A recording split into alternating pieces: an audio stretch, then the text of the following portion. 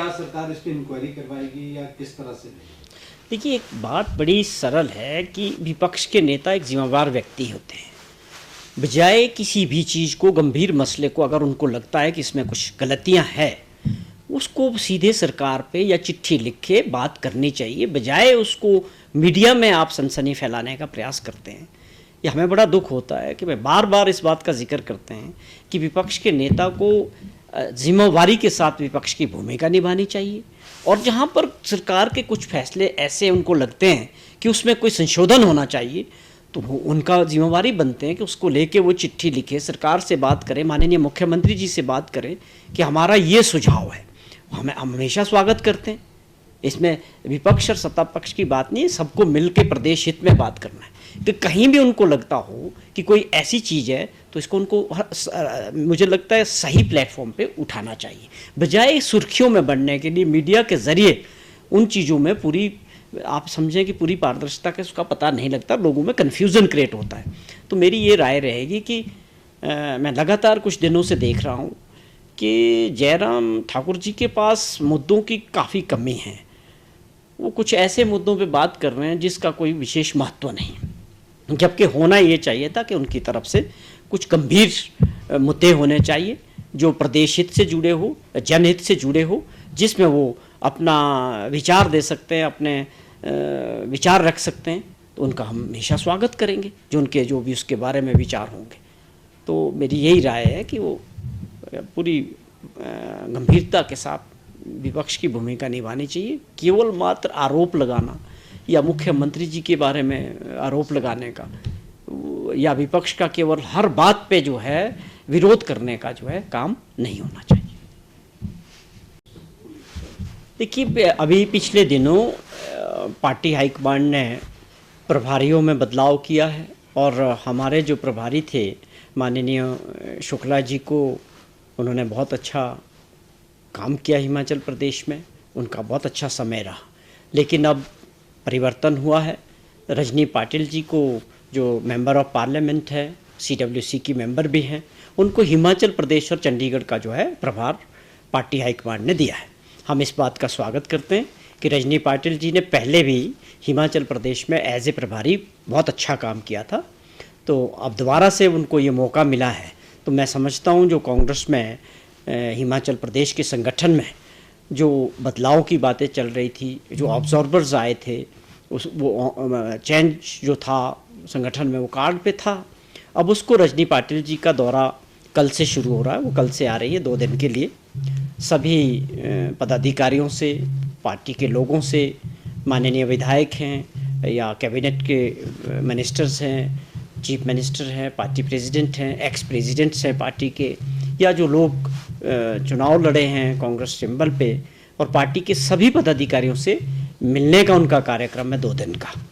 और उसका मकसद है कि पार्टी को जो रिकॉन्स्टिट्यूट होना है, PCC को, या ब्लॉक कांग्रेस कमेटीज़ हैं या डिस्ट्रिक्ट कांग्रेस कमेटीज़ है, सारी भंग थी, तो उसको लेके वो एक अपना फीडबैक जो प्रभारी थे उनसे भी लेंगे और सभी सीनियर लीडर से भी बातचीत करेंगे।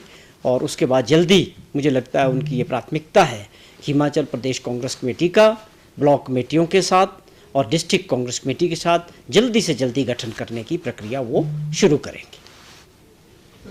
देखिए, पहले ये हुआ था कि जो पानी के कनेक्शंस हैं रूरल एरियाज़ में, गाँव में आप बात कहें, तो उसके ऊपर कुछ चार्जेस लगाने की बात हुई थी।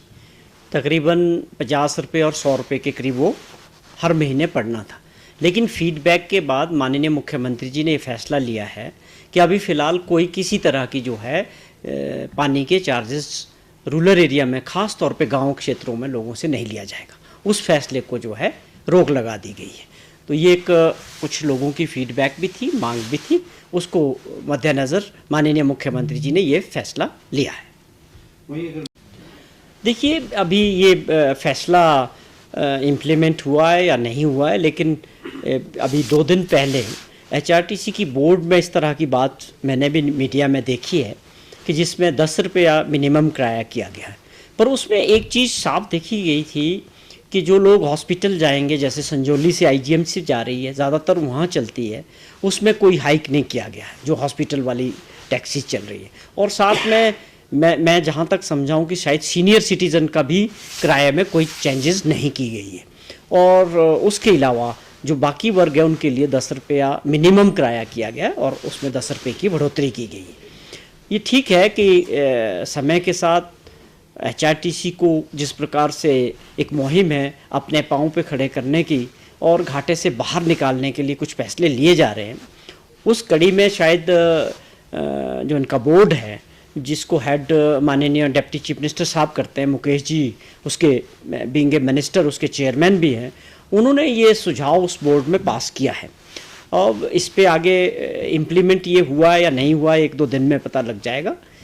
किसी वजह से ही कि भाई अब आप ये समझे काफ़ी समय से मेरे को लगता है कि किराए में भी बढ़ोतरी नहीं की गई थी।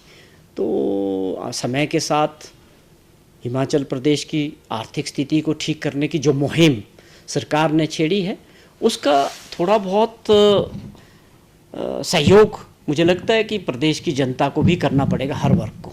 जैसे आपने देखा कुछ बिजली बोर्ड में भी ये प्रयास चल रहे हैं सरकार के कि बिजली बोर्ड और HRTC को किसी तरह अपने पाँव पे खड़े करने के लिए प्रयास माननीय मुख्यमंत्री जी बड़े गंभीरता से कर रहे हैं और उसके कुछ अच्छे परिणाम भी आ रहे हैं। पिछले दिनों काफ़ी संख्या में लोगों ने वॉलंटरली अपनी सब्सिडी जो है बिजली की वो भी छोड़ी है। तो एक वर्ग है जिनको प्रदेश के आर्थिक स्थिति को ठीक करने में सहयोग देना पड़ेगा। तो जयराम जी ने हैं? किसने? हाँ 3 ही मारी, कोई ऐसी मुद्दा नहीं है।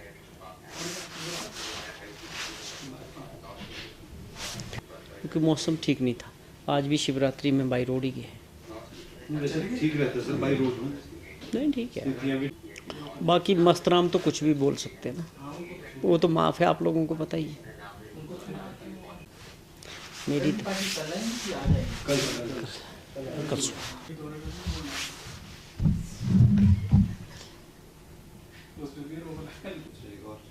जिस तरह से एक वरिष्ठ मंत्री ने भी ये कहा था कि पार्टी को कहीं लकवा मार गया है, इतना लंबा अरसा हो चुका है। 9 years ago, Super Magnet Group took the first humble step towards reinventing school education by establishing a school to cater the need for fastly changing scenario in education. With just 5 students, the journey started through culmination of 3 young minds, Engineer Shagundar, Mrs. Vatika Sood and Mr. Amit Kapil, has blossomed into a thriving educational group having more than 1000 students. At Super Magnet, we believe that our learners, they are not only children, but they are young adults and they are growing at a very fast rate. We are introducing AI as a part of our curriculum. Super Magnet has helped me to develop my collaboration skills, learning skills and refined set of abilities.